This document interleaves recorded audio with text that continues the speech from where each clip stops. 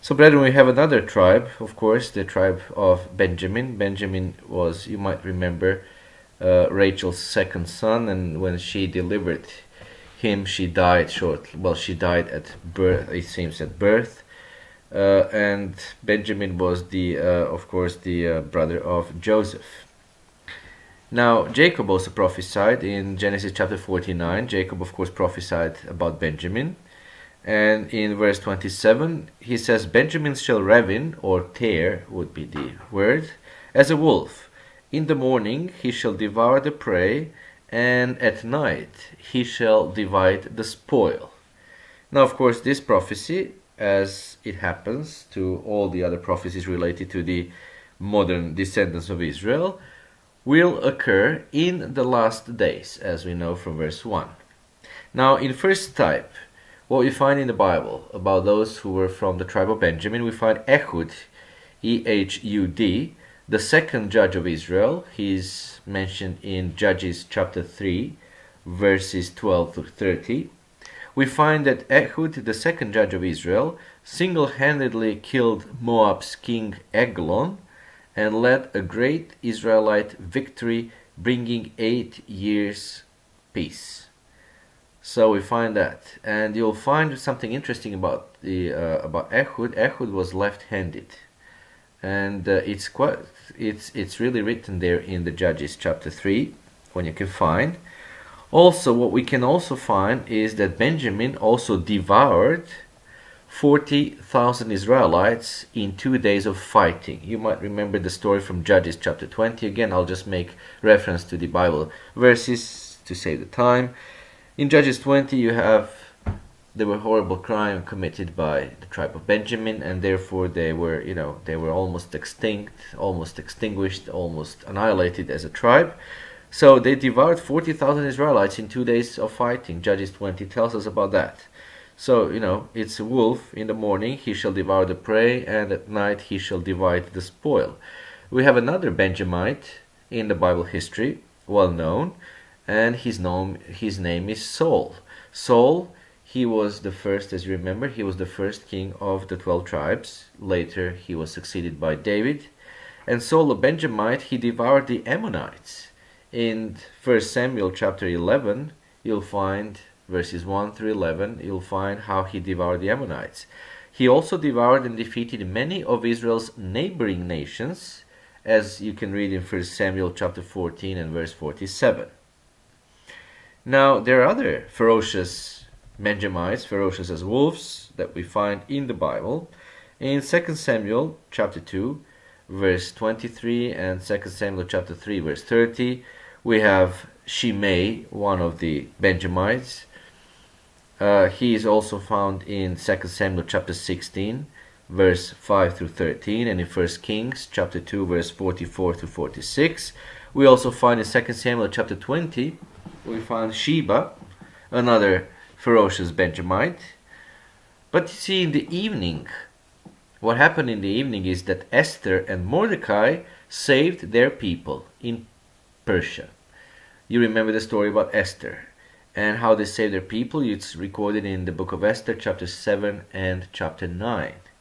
Now, don't be confused. Esther and Mordecai, it is well written and clearly stated in the book of Esther that they were of the tribe of Benjamin.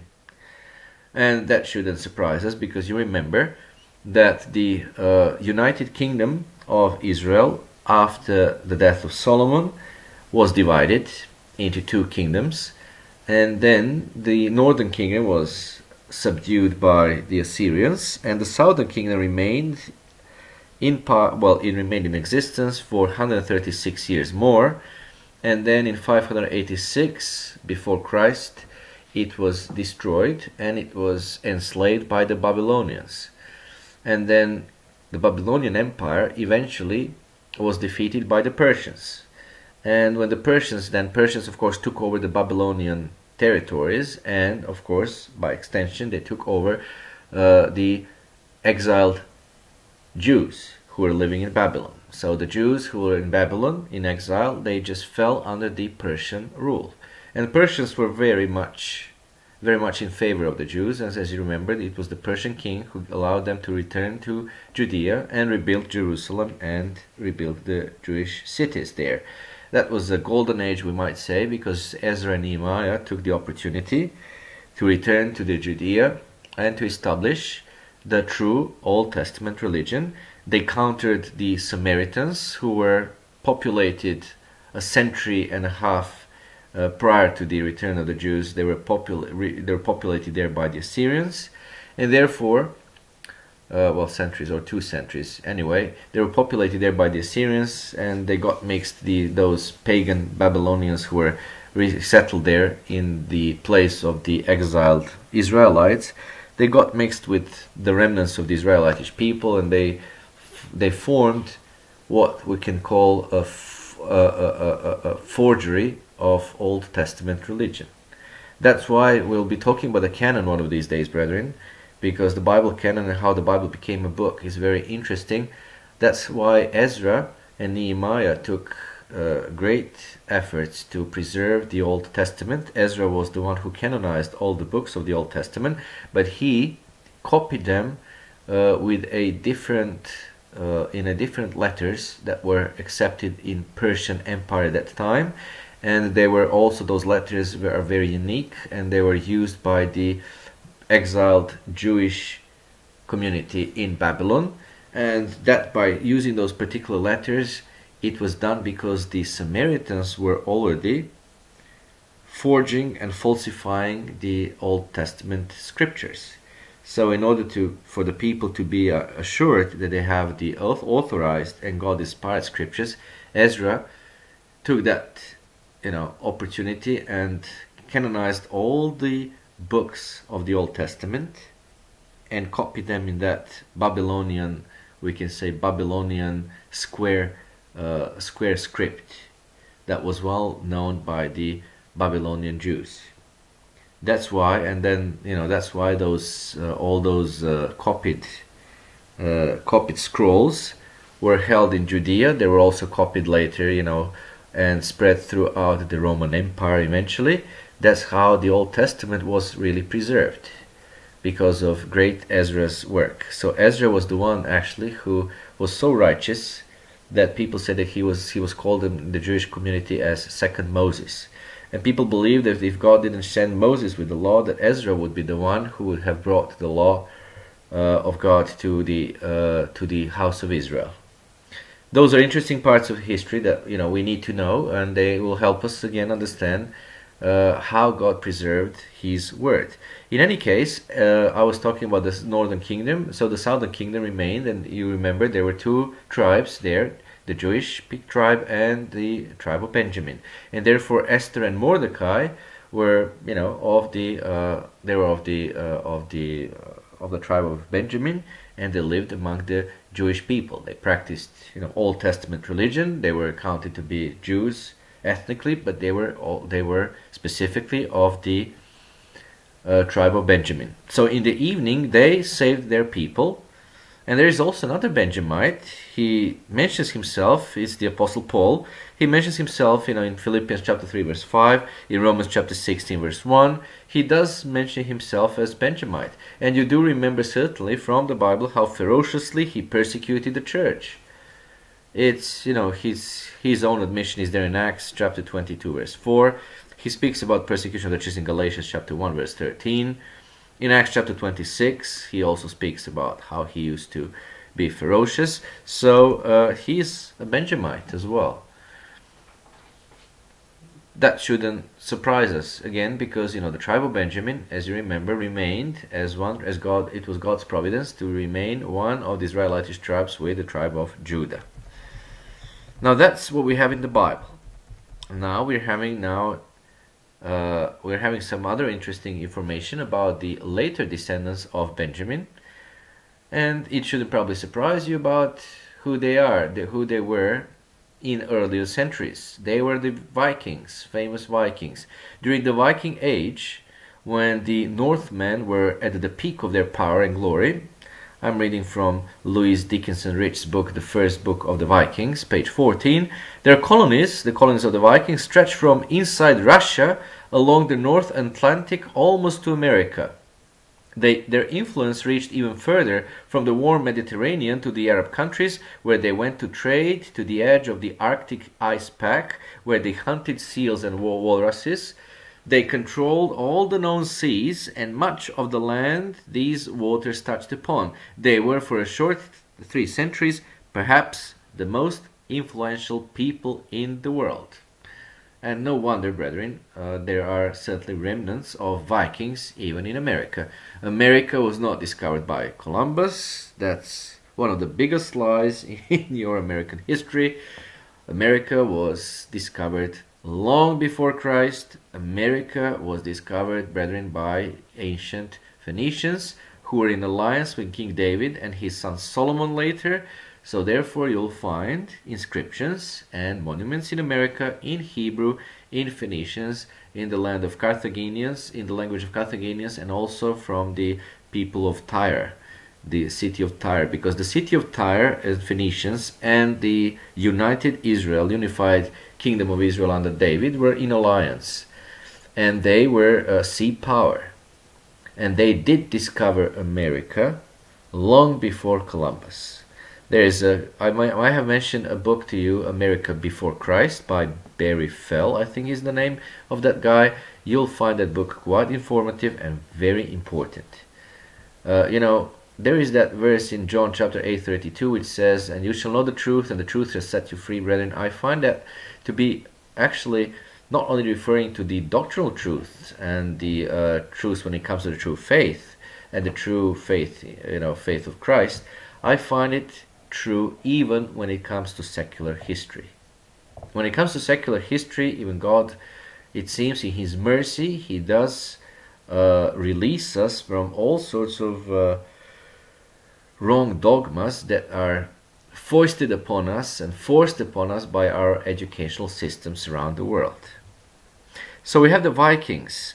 Now, of course, as you know, who are the Vikings? Well, Vikings are ancestors of modern Norwegians. So we have finally identified who are modern Benjamites today. Now, of course, part of Benjamin you can find also in other nations, and particularly when it comes to the nation of Denmark, you can find, because Denmark also participated in that. So there will be some.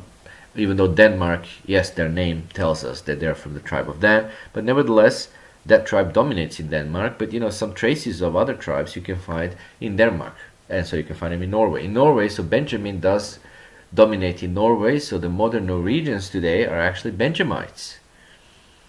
And whatever their reason for leaving Norway, the Norsemen terrorized the coasts of Europe for nearly 300 years. While the Vikings, were on their expeditions in Western Europe, they met Christian people and learned about the new religion. I'm reading from Vincent and Ruth Malmstrom, Life in Europe, Norway. The Christian religion was gradually accepted by the Viking chieftains. They ordered their men to give up the raids on Western Europe and to settle down in peace. When Christianity and the Bible were introduced into Norway, Norwegian churchmen began to read and write using the Roman alphabet. In this way, they developed a written language. After the year 1300, the fortunes of the kingdom did not fare so well. One by one, the distant colonies were lost. So you see, Norway, brethren, did ravin or tear as a wolf because of the Vikings. Because the Vikings spread on all sides like fearful wolves, robbed, tore, and slaughtered not only beasts of burden, sheep and oxen, but even priests and deacons. 3 Tricare, the Viking, page 79. You see, they were like raving like wolves. The Viking ships, brethren, traveled in wolf packs and made quick plundering attacks on coastal settlements. Then they sailed away with their spoils just as quickly, just like wolves. And these predatory bands pillaged coastal settlements in Europe. And there is a cartoon which you might have about the Hogar the Horrible, we call him. And there are also cartoons about Asterix and Obelix, and the Viking heroes. They're well popular here in Serbia. I'm not sure about America, but possibly you have seen or you might have those cartoons as well. And that's that's the story about the Vikings who were descendants of Benjamin. So they pillaged, coastal settlements in Europe, and in this case, the mother, Rachel, was right in naming, when she gave birth to Benjamin in Genesis 35 verse 18, naming her son Ben-Oni, Ben-Oni, or son of my sorrow. Why? Because he did devour the prey in his early history, the morning. That was the early history of Norway, you see, Vikings. Now Benjamin later replaced the lost Joseph in Jacob's affection, and so became his son of my right hand, Genesis chapter 42. So Jacob renamed him, so he wasn't son of my sorrow, he was son of my right hand. So that was the early history of Norway in the morning. But at night, now he is called Benjamin, son of my right hand. At night he shall divide the spoil. Which, brethren, could refer, of course, to the later history of Norway, which could refer to the fact that in 1960, Norway became one of the founding members of the European Free Trade Association. Or it could also refer to the fact that in World War II, did you know this? In World War II, the Norwegian merchant fleet played a vital role in aiding the Allies. You'll find this in American Academic Encyclopedia, volume 14, page 264. Or it could refer to the fact that the Nobel Peace Prize each year since 1901 has been awarded by a committee of 5 persons to be elected by the Norwegian Storting, Norwegian Parliament. Now, of course, brethren, it is also true that Norway has lost most of the lands and territory taken during the Viking period, because Norway, as you see, in our modern times is not known as a colonizing power. And the same is with Denmark. Denmark, a country which participated in the Viking raids just as much as Norway, later also divided the spoil. And let me tell you something about Denmark. According to what I can hear from the Serbian diaspora, brethren, Denmark, at least to my understanding, is really an example of perfect social justice. The social justice there and the care taken by of the citizens by the state it's unbelievable. And I can give you some details perhaps later. So, when we speak about prosperity and social justice, forgive me, all of you who are in America, but I could not take America as being a perfect example. Because there are plenty of homeless people in America, plenty of people, and there are various now discrepancies and differences between various classes of people in America, but in Denmark that's not the case. In Denmark, have you ever heard of homeless people in Denmark? You haven't. Have you ever heard of any bad news from Denmark? I remember the latest news I read in the Serbian paper was about the Danish princess or queen taking her child or her children to kindergarten, and by riding them on a bicycle. So of course, to our to our press, that was something amazing. Why? Because of course we used to be people ruled by various dictators, and we have these elitistic people, and how can a princess ride a bike and ride her children to the kindergarten? But in Denmark that's perfectly normal, you see.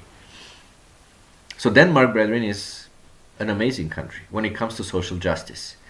And everything is very available, plenty of stuff is available, good quality stuff, perhaps not such a great variety as in America. America, I think, has unsurpassed variety of all sorts of things and merchandise, but the availability to common people of good quality stuff in Denmark is absolutely amazing. So anyway, Denmark, you see, by 1750s, Denmark had suffered defeat several times and had been stripped of nearly all its territories on the Scandinavian peninsula. In 1814, as France neared defeat, Denmark was forced to cede Norway to Sweden. In 1848, the predominantly German inhabitants of the duchies of Schleswig and Holstein, which had been under Danish administration since 1773, revolted against Danish rule.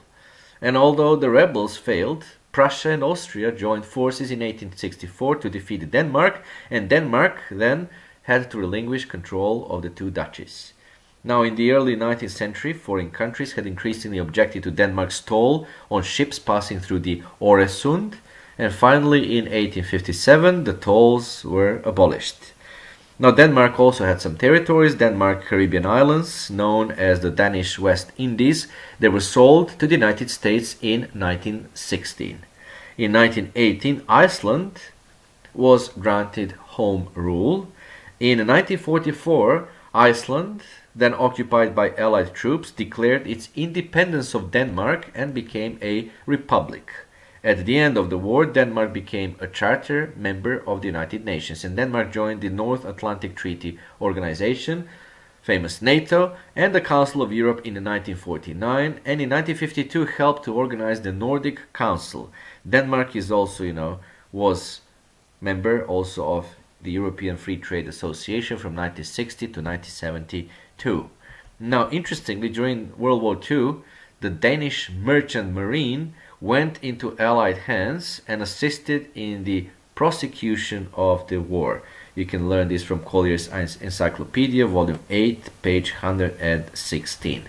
In 1953, so we're talking again about in the evening, the later history of the descendants of Benjamin. In 1953, a new constitution ended the upper house of parliament, and the constitution also made famous Greenland a province rather than a colony of Denmark.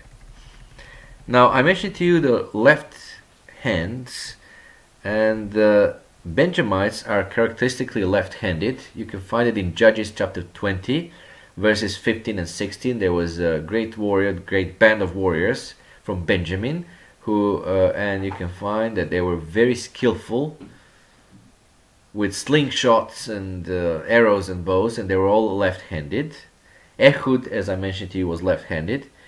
And the Deuteronomy chapter 33 verse 12, it's Moses now prophecy about Benjamin.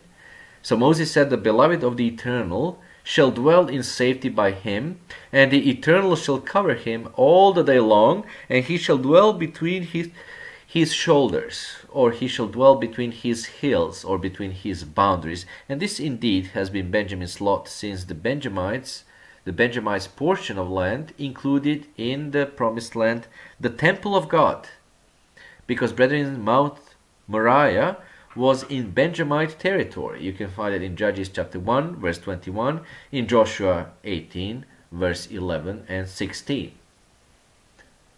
Mount Moriah, the mount on which I think Abraham was supposed to sacrifice Isaac, and on that same very spot, of course, the Jerusalem temple was built.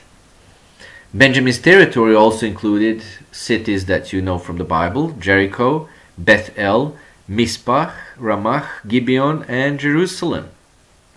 Now, interesting enough, the Norwegian merchant fleet of almost 5 million tons was made available to the Allies during the Battle of the Atlantic in 1941. More than 40% of the tonnage entering British ports was on Norwegian registered ships. I don't know if you knew that, but that's another interesting piece of information from Merit Students' Encyclopedia, volume 13, page 525. Now, in Jeremiah chapter 6 verse 1, we have a scripture. That scripture tells us that Benjamin to leave Jerusalem temporarily, and so we know that Benjamin must have been living in this city area. And indeed, even if you Google out about Jerusalem, you'll find in their historical record that Vikings did live and rule Jerusalem for a while. Now, Paul was a Benjamite. Also, many of the other apostles were, brethren. This might come to you as a surprise, because even when the kingdom of Judah, which was made up of Judah and Benjamin, was taken captive, we know that 70 years later some Benjamites returned to Jerusalem, and you'll find that in Ezra chapter 1 and in verse 5, that there were some Benjamites who returned. Now, since that time, there have always been Benjamites in the Jerusalem area. And this must be the case, because otherwise, how could there be a time of the Gentiles in the future when Gentiles will tread Jerusalem underfoot, unless Jerusalem is now in the hands of the Israelites. So there are still remnants of Benjamin there in Jerusalem, brethren. Even in the Viking age, that will be 8th to 10th century AD, we see that Vikings settled temporarily in the Jerusalem area. Now, being from the same mother, Rachel, as Joseph, we should of course naturally expect Norwegians to have a close relationship with the British and Americans, who are descendants of Joseph. And indeed, that is the case. As far as Great Britain used to take about 2/5 of all experts from Norway. I'm not sure if that's the case even today, but anyway, there's a close relationship, and the US is an important trading nation with Norway. Norway is in NATO as well. Now, you'll find it interesting that Norway is not part of the European Union, which is quite amazing. But it shouldn't amaze us, brethren, if we know now the original Norwegians. They are an Israelitish nation.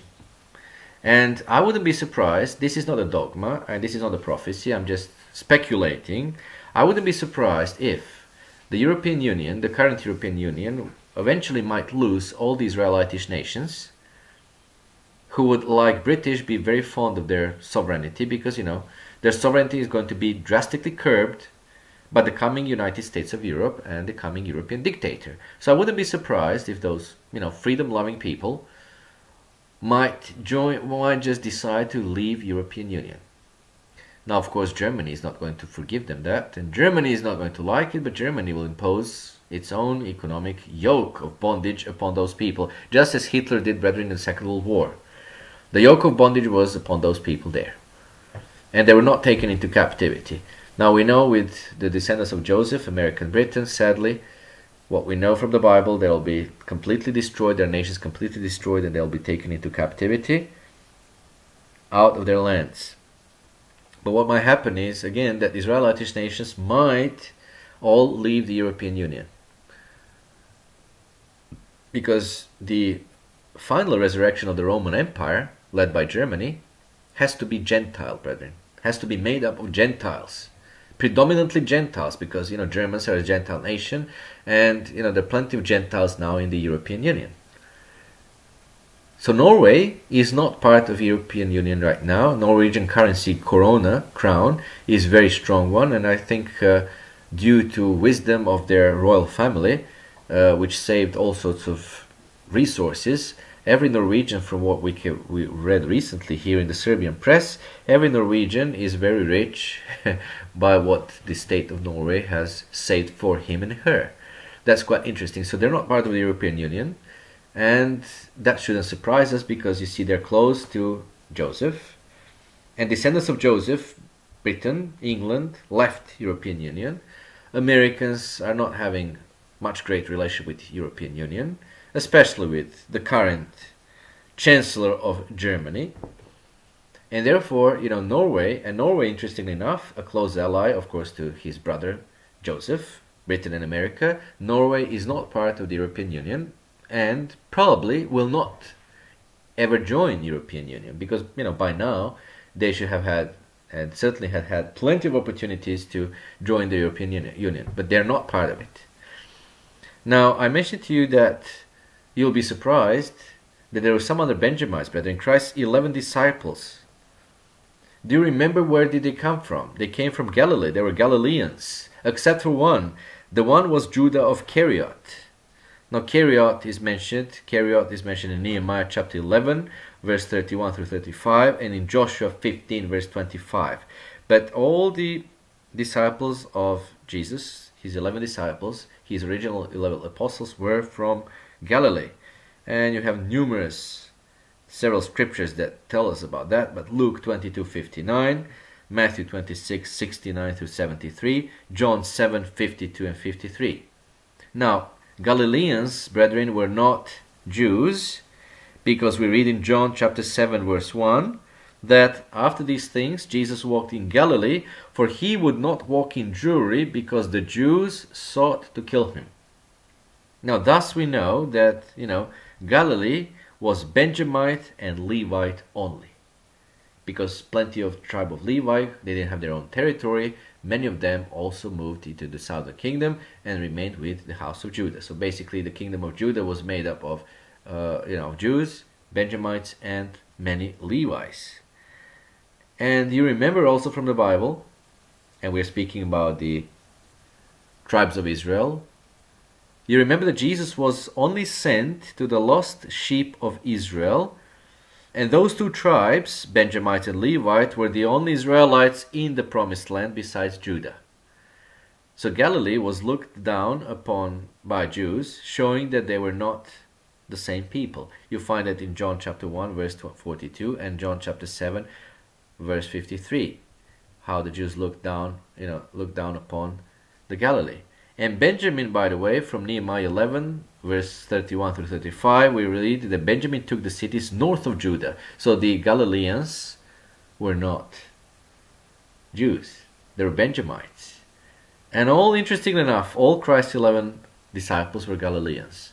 They were from the tribe of Benjamin, and you can see that's how the tribe of Benjamin has given a great contribution to modern Christianity, brethren. And I'll tell you something else as well. In my ancestry, I've got left-handed people. My great-grandmother, Matilda, she was, I think she was one of those hidden Jews.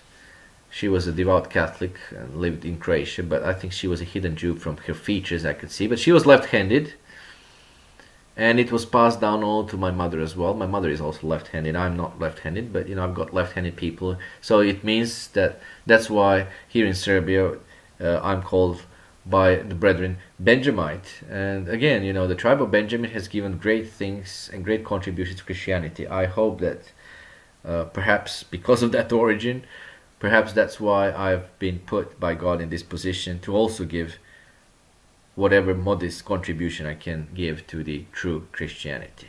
Well, now we know who are modern descendants of Benjamin. It's Norway, and of course you'll find parts of that tribe elsewhere in Scandinavia, including Denmark. But Norway is primarily Norwegians are the primarily descendants of modern Benjamin.